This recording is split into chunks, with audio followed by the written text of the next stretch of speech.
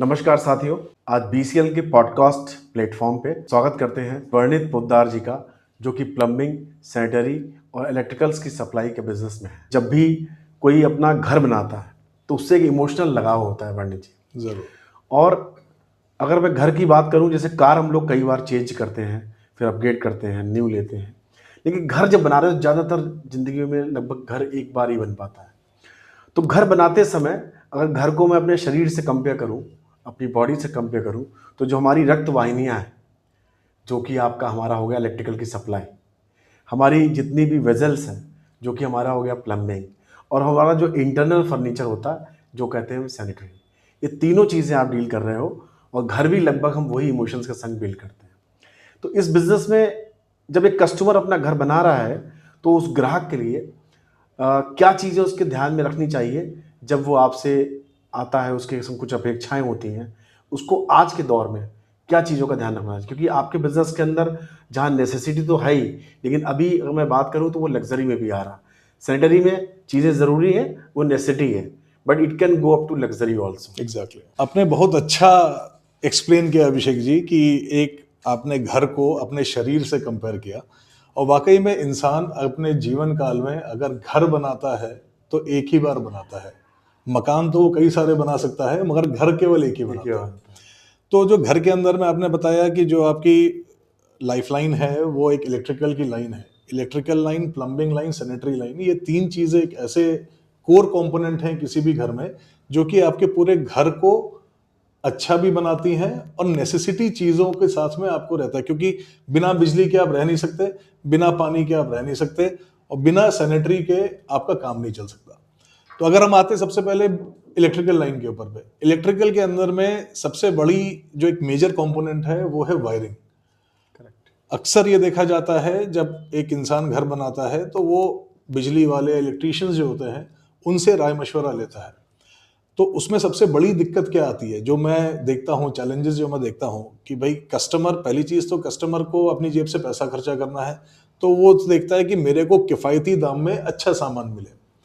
वो जब बिजली वाले से बात करता है तो बिजली वाला ये देखता है, जो इलेक्ट्रीशियन है, कि भाई मैं अगर इनको कोई सामान दिला रहा हूँ तो मेरा कमीशन बने। तो उस केस में क्या होता है कि वो जब मार्केट में कोई भी सामान लेने निकलता है तो वहां पे प्रोडक्ट की क्वालिटी को दरकिनार कर दिया जाता है, सस्ते रेट की तरफ देखा जाता है, और वो कस्टमर लगा लेता है, ग्राहक लगा लेता है, जो कि बाद में काफी प्रॉब्लम्स उसको फेस करनी पड़ती है। वायर में एक सिंपल सी चीज होती है, हम कहते हैं wire should be fire proof. Fire proof होना जरूरी है, और फायर प्रूफ के साथ में आपका उसका हैलोजन, मतलब उसमें एक FRLSH एक कैटेगरी होती है वायर में, which is fire proof, low smoke and halogen. ये वायर थोड़ा सा महंगा आता है, मगर लोग इसको नहीं लगाते क्योंकि ना इलेक्ट्रीशियन बताता है, ना लोगों को नॉलेज होती है। आप एक घर के अंदर में, भगवान ना करे, आपकी जो वायरिंग हो रखी है उसमें अगर कभी आग लग गई, आग लगने के बाद जो धुआं उठता है वो धुआं काफी जहरीला होता है, और उसी की वजह से आप देखते होंगे अखबारों में आए दिन खबर आती है कि अगर कहीं पे आग लगी है तो जहरीले स्मोक की वजह से डेथ हो गई लोगों की। तो वो जो जहर होता है, वो जहर आपका उस वायर के प्लास्टिक PVC जो निकलता है उसका होता है। तो इसीलिए अगर आप अपने घर में वायरिंग कराएं तो FRLSH कैटेगरी का करवाएं, जो कि लो स्मोक हैलोजन कैटेगरी का होता है, हैलोजन फ्री वायर होता है, उसका कराएं। वो वायर आपको मुश्किल से 5 से 6% महंगा पड़ेगा। उसके बाद में अब आते हैं सैनिटरी की लाइन के ऊपर पे, या प्लम्बिंग की लाइन के ऊपर पे, जो कि आपकी पानी एक लाइफ लाइन है। पानी की लाइन के अंदर में भी लोग जो प्लम्बर है, प्लम्बर सबसे पहले तो आपको ऐसा होना चाहिए जिसको कि प्रॉपर वाटर लाइन का नॉलेज हो, कि कैसे कहाँ पे क्या लाइन आनी है, किस तरीके से आनी है। नॉर्मली आज मार्केट के अंदर में कई तरह के प्लम्बर्स हैं, हर एक के एक अपने रेट है, हर एक के अपना क्लासिफिकेशन है। तो वहां पे कस्टमर भी प्लम्बर के ही कहे अनुसार चीजें खरीदता है।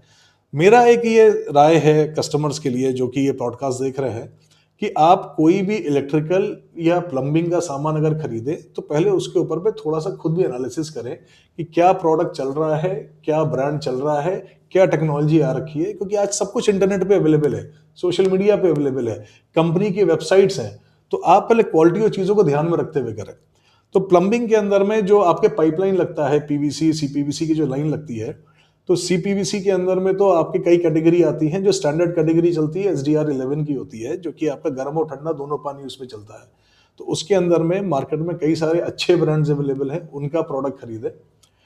पीवीसी की लाइन के अंदर में जो आपका सीवेज लाइन होती है, नॉर्मली हमें किसी भी मकान में 5-6 साल बाद लगता है कि यार ये तुम्हारा सीवर लाइन चोक हो गई।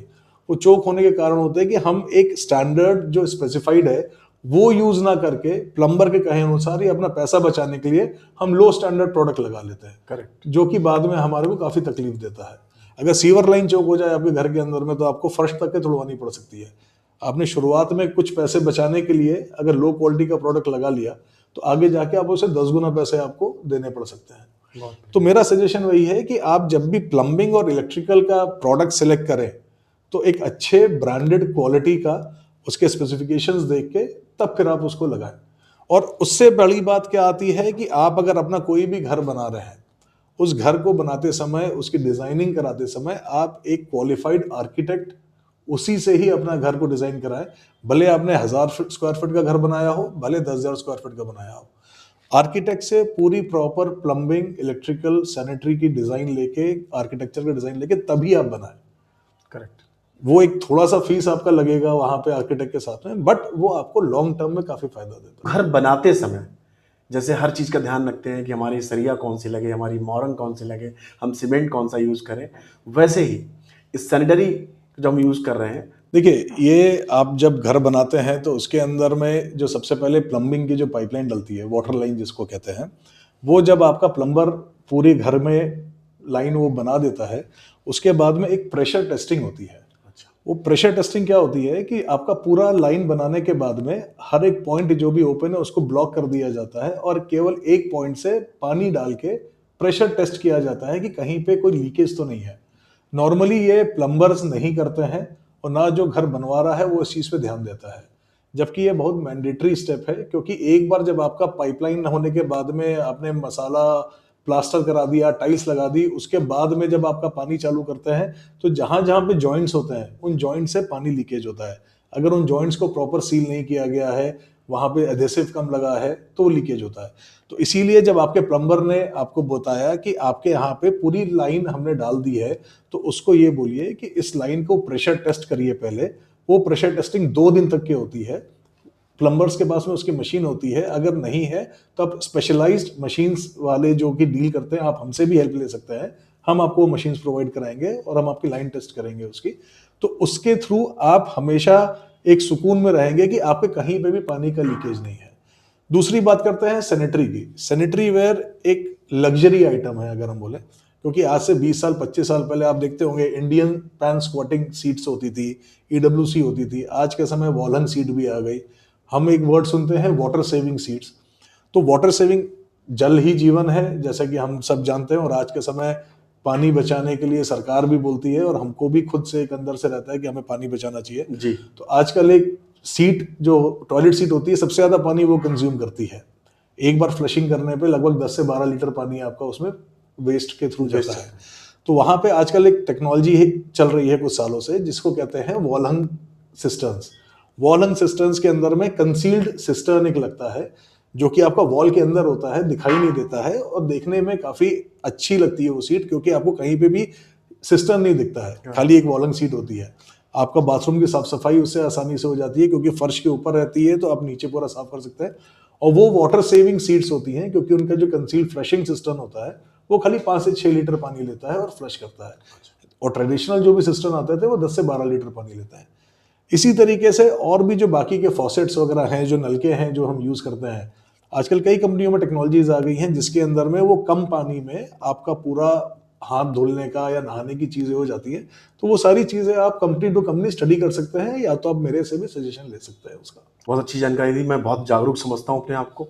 इसके बावजूद ये जो आपने नॉलेज आज अपडेट किया, स्पेशली प्रेशर पॉइंट टेस्टिंग वाला, ये मैंने ही पहली बार सुना। मतलब मुझे तो लग रहा कि मैं खुद भी बहुत लकी समझ रहा हूँ आपसे बात समझ के।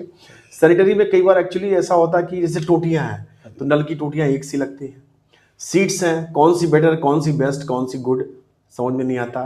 बट इस पे आप जैसे कोई ग्राहक अपने को अपने बजट के अनुसार लगा पाए, क्या इसके लिए कोई आपका शोरूम है या आप कैटलॉग देते हैं या सॉफ्ट कॉपीज शेयर करते हैं, किस तरीके से करते हैं? हमारे पास सॉफ्ट कॉपीज भी हैं, कैटलॉग भी हैं, और हमारा जैसे मैंने बताया गोखले मार्ग पे हमारा ऑफिस भी है। मेरा गोडाउन और ऑफिस वहीं पे है, तो कस्टमर मेरे यहाँ पे आ सकता है, मेरे को अपना बजट वो बता सकता है कि भाई मेरे बजट XYZ जो भी है, और उसके अंदर में मेरे को बेस्ट प्रोडक्ट चाहिए। तो हम उसके बजट के अंदर में ब्रांडेड प्रोडक्ट जो भी बेस्ट आता है, क्योंकि ब्रांड देने का सबसे बड़ा बात क्या है कि कस्टमर को एक तो बिल मिलता है, उसका GST बिल मिलता है, और जितने भी ब्रांडेड कंपनीज हैं सब वारंटी देती हैं अपने प्रोडक्ट में, चाहे वो नल हो, चाहे वो सिस्टर्न हो, चाहे वो पाइप हो, चाहे वो कोई भी आइटम हो। अगर आपने अपना सामान खरीदा है और उसका बिल साथ में लिया है, पक्का बिल जिसको कहते हैं, GST वाला बिल, तो आपको वो कंपनियों से वारंटी क्लेम करने के आप हकदार हैं, कहीं पे भी कोई भी समस्या होती है तो आप हमारे पास में आ सकते हैं, हमारे ऑफिस पे आ सकते हैं। अगर आप अपना घर बना रहे हैं, आपने एक बजट अपना सिलेक्ट किया है, तो हम ये मान के चलिए एक बाथरूम का सामान 20,000 रुपए से लेके 20 लाख रुपए तक का भी सामान हम आपको दे सकते हैं एक बाथरूम के लिए, आपके बजट के अनुसार। आप किसी एक स्पेसिफिक ब्रांड को रिप्रेजेंट कर रहे हैं अपने स्टोर के माध्यम से? नहीं, मैं मल्टीपल ब्रांड करता हूं, क्योंकि हर कस्टमर का अपना बजट है। क्योंकि एक कोई ब्रांड जो भी है, कोई भी ब्रांड जो कि 20 लाख रुपए का अगर बाथरूम दे रहा है, तो वो 20,000 रुपए का नहीं देगा, वो एक कैटेगरी ही पूरी अलग है। तो इसीलिए मेरे को मल्टीपल ब्रांड रखने होते हैं अपने यहाँ पे। एक बात तो ये समझ में आई वर्णित जी कि आप एक वन स्टॉप सोल्यूशन है, हाँ जी। प्लम्बिंग का, सैनिटरी का और इलेक्ट्रिकल सप्लाईज का। और दूसरी बात समझ में आई कि मैं आपके बहुत सारे जो ऐसे कस्टमर्स जो आपसे अपने घर के लिए मटेरियल लिया है, कि आप बहुत अंडर प्रॉमिस ओवर डिलीवरी के लिए जाने जाते हैं। चाहे वो टाइम का कोई चीज़ आपने प्रोजेक्ट लिया और उस प्रोजेक्ट को जो टाइम आपने दिया उससे पहले पूरा किया। मैं ये भी जानना चाहूँगा आज पॉडकास्ट के माध्यम से कि एक ग्राहक जब लखनऊ में इस सॉल्यूशंस के लिए वन स्टॉप सॉल्यूशन सोच रहा है, तो वो क्या खास बात है हमारे इस स्टॉप सॉल्यूशन पे जो कि आपके द्वारा संचालित है कि वो आपके पास आए? देखिए, मैं सबसे पहले कोई भी ग्राहक अगर मेरे पास में आता है, तो मैं अपने आप को उसकी जगह पर रख के देखता हूँ कि अगर मैं कोई प्रोडक्ट खरीदने जा रहा हूँ, मैं एज अ कस्टमर अगर जा रहा हूँ, तो मेरे को क्या एक्सपेक्टेशन होनी चाहिए दुकानदार से। Product quality, price and service, ये 3 चीज़ की एक्सपेक्टेशन मेरी होती है। तो मैं वही एक्सपेक्टेशन, जब कोई कस्टमर मेरे पास में आता है, तो वही 3 एक्सपेक्टेशन लेके आता है। तो मैं उस कस्टमर को, उस ग्राहक को उन एक्सपेक्टेशंस को पूरा करने का पूरा अपना कोशिश करता हूँ कि जो भी कस्टमर मेरे पास में आया है, उसको मैं ये तीनों चीज़ें डिलीवर करूँ। चाहे मेरा व्यापार हो, चाहे किसी का भी कोई भी व्यापार हो, अगर आप ये 3 चीज़ मेंटेन करके चलेंगे, तो आप अपने व्यापार में हमेशा सफल होंगे। बहुत अच्छी जानकारी दी आपने।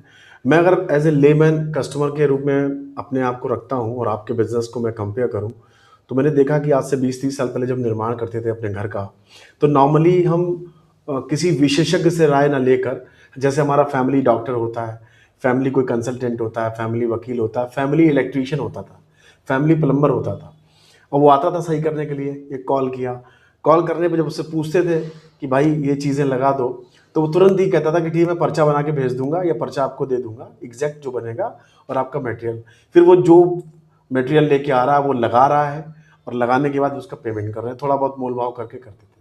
अभी दौर चेंज हो चुका था, क्योंकि आपके बिजनेस में जो मैं महसूस कर पा रहा हूँ as a customer, for example हमने इलेक्ट्रिकल सप्लाई में कुछ लगाया, बट उसके प्रॉस एंड कॉन्स कब दिखेंगे?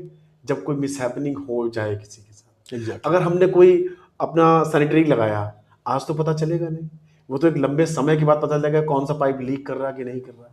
हमने कोई सीवेज का या लाइक डैम प्रूफ या जहाँ पर वेटनेस रहती है उसके लिए कुछ यूज़ किया, वो पता कब चलेगा? जब बारिश आएगी। तो तुरंत हमको क्या लगता है कि पैसे बच गए, but at the end of the day वो हमने पैसे उस समय बचा लिए और बाद में वो तोड़वा कर सही करवाना। तो बहुत अच्छी जानकारी आपने दी कि कस्टमर को किन किन मापदंडों पे आपसे बात करना चाहिए।